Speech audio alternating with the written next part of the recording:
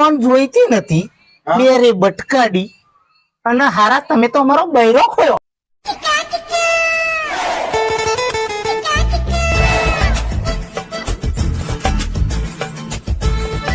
એ ભગત એ ભાઈ ના ઉઠાડશો એ ભાઈ કેમ એટલે ફૂલ ટેન્શન માં યાર ના ઉઠાડશો સાલે શું થયું? યાર મારા કશું કહેવાય એવું જપો કોણ હતા લોન વાળો આ સવિતાબેન અને કવિતાબેન ના એમના ઘરવાળા? હા હા સવિતાબેન ના ઘરવાળા. તો ઉઠાડો ને પણ. એટલે ના યાર ટેન્શન માં હતા. અને તમે કવિતા હા હપ્તો બાકી હે કનો એટલે તમે હપ્તો લીધેલો હે પેલી પૈસા લીધેલા એ ઉભા રહો તો મારા સીધા નહીં થવા. અચ્છા એ મોટા ભાઈ એટલે મોટા ભાઈ આ કોક આવ્યું ભિખારી એક શું લ્યો બે તો એ સાહેબ બોલતા આવડે લોન વાળો હું હે લોડ વાળો ભાઈ એવું હે ને તે લોડ હોય તો કિસી ભિખારી ચિયો ભીખ મગવાયો આપણી જોડે પૈસા હા તો લોડ વાળો મોણા આવ્યો આપણે બોલ લોન બાકી ચાર હપ્તા નહીં ભરાય યાર તમે. કોને લોન આલેલી સવિતાબેન અને કવિતાબેન તો પછી એમની જોડે લઈ લો ને અમારે શું એ પૈસા તો હશે ને એમને આલ્યા કઈ સવિતાબેન ને કવિતાબેન બે રિએન્ટ આવી ગયો એક ભાગવીર અને એક માધન મુવાડો અમે જયા પડી રહ્યા એ તેડી આવો ને પણ અમે શું કરવા તેડી આવીએ લોન તમે આલી તમે તેડી આવો લોન જોઈતા હોય પૈસા તેડી આવો અરે આ કેવો યાર પ્રશ્ન કરો તમે અમાર લોન જોઈતી નથી બે રે બટકાડી અને હારા તમે તો અમારો બૈરો ખોયો. પૈસા અમે બે અત્યારે પરણેલા રોડેલા હ બોલો એ પૈસા તો હશે ને. ટેન્શન માં દારૂ પીએ છે તંબુરામ થી પૈસા હોય તમે જે લોન આલેલી જો તમે લોન ના લી હોત તો તારા માટે ટેન્શન ના હોત. કારણ કે રમી ગયા આઠમ પર પૈસા આઈ ગયા બૈરો આઈ ગયો તમારા લોન નો હપ્તો કોણ ભરશે?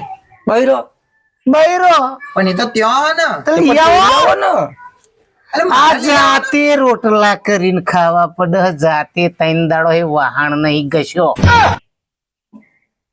આજ તમારી તો જબરી પરિસ્થિતિ થઈ ગઈ. યા વાત એ અમને એમ જ પરિસ્થિતિ હે.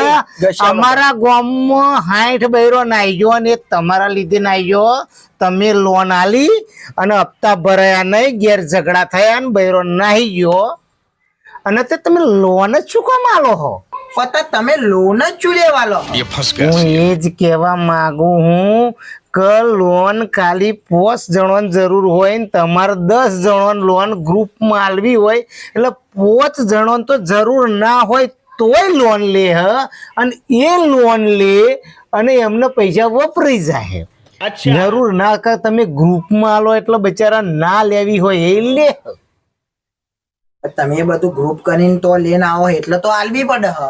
પણ તમે જ ગામમાં ના આવતા હોય તો હું શું કહું બીજી વાત છોડો તમે અમારો બૈરો લઈ આવો લોન ભરાશે નહીં તો આખા ગામમાં કોઈની લોન ભરાશે નહીં. અબે સાલે આખા ગામમાં કોઈની લોન નહીં ભરવા દે નહીં ભરવા દે. જો અમારો બૈરો ના આવ્યો તો જયરામ સર મિત્રો આ વિડીયો અમે મનોરંજન માટે બનાવ્યો. અને હા મિત્રો ખાસ વાત એક કે મનોરંજન તો ખરું જ પણ આ એક સત્ય ઘટના પણ છે.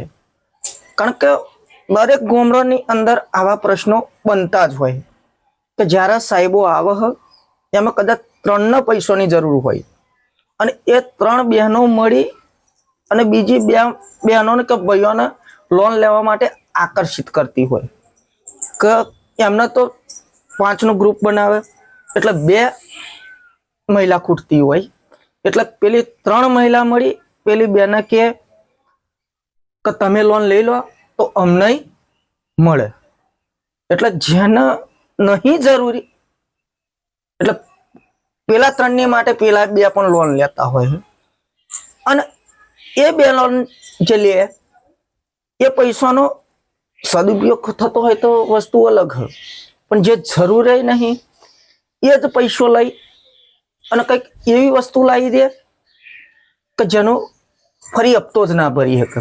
ધારો કે 50,000 રૂપિયા લોન લીધી અને 50,000 લોન માં ધારો કે 50,000 ના કલ્લો લાવી દીધો. હવે પહેલો જ મહિનો આવે ને પહેલો જ હપ્તો આવે ત્યારે એ જ બેન જોડે પૈસા ભરવાના હોતા નહીં. બરોબર બરોબર, સાચી વાત.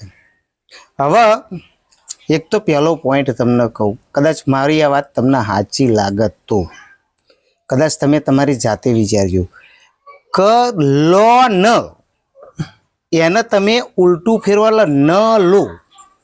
લોન એટલે ન લો. લોન એક એવી વસ્તુ છે કે ન લો. કારણ કે લોન જ્યારે લેવાય એ એક તમને હું કહું કે જ્યારે તમારા ઘરમાં કોઈ એવું દવાખાનું આવી ગયું હોય જે ઇમરજન્સી કહેવાય, કે તમારી જોડે કોઈ પૈસા ના હોય, કોઈ હાલતો ના હોય, બરોબર, અને કોઈનો જીવ બચતો હોય તો લોન લેવી જોઈએ.